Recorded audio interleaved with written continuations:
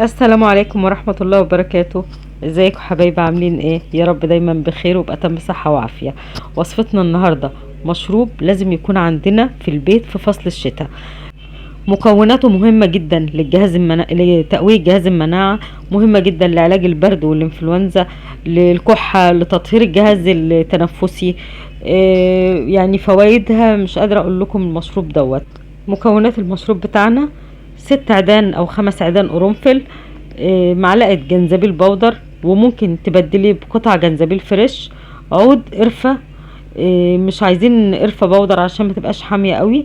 القرفة بنستكفى ان هو بعود قرفة.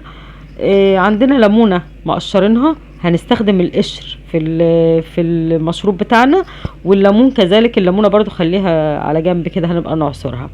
بنحط المكونات كلها على بعض في لتر مية: قشر الليمونة، ال5 أو 6 عيدان القرنفل، عود القرفة، ومعلقة الجنزبيل البودر. بنحطهم يغلوا على النار، وفي الوقت اللي هم بيغلوا فيه بنسيبهم حوالي 10 دقايق يغلوا على النار، يعني بحيث ان المكونات كلها تمتزج بعضها جامد كده، وتنزل الزيوت الطيارة اللي فيها، اللي هي بتنقي وبتنظف الرئة والجهاز التنفسي. هنعمل بعد كده، هنعصر الليمونه، اعصر الليمونه كده بره. اول ما المشروب بتاعك يمر عليه في الغليان كده 10 دقايق او 7 دقايق، بتاخديه بنضيف عليه عصير الليمونه، وبعد كده بنقلبهم مع بعض وبتصبيه. بيتشرب مرتين في اليوم. يعني لو حد عنده كحة شديدة بيتشرب مرتين في اليوم، مرة الصبح مرة بالليل. بنحليه بالعسل او بالسكر حسب رغبتك، اللي متوفر عندك براحتك. المشروب بتاعنا دوت مفيد جدا جدا للجهاز المناعي.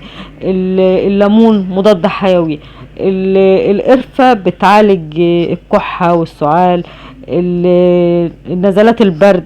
الجنزبيل طبعا كلنا عارفين فوائده، اللي هي بتحسن الذاكرة، بتنظم السكر، بتحسن وظيفة الجهاز المناعي، بتعالج امراض القلب، بتعالج الاحتقان والتهاب اللوز.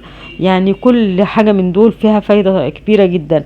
القرنفل بيطهر الفم وبيقتل الميكروبات والجراثيم اللي بتكون في الفم، اللي هي يعتبر بداية التنفس. كذلك بيحسن عملية التنفس. اتمنى وصفة النهاردة تعجبكم. دمتم في امان الله، مع السلامة. ربنا يمتعكم بالصحة والعافية.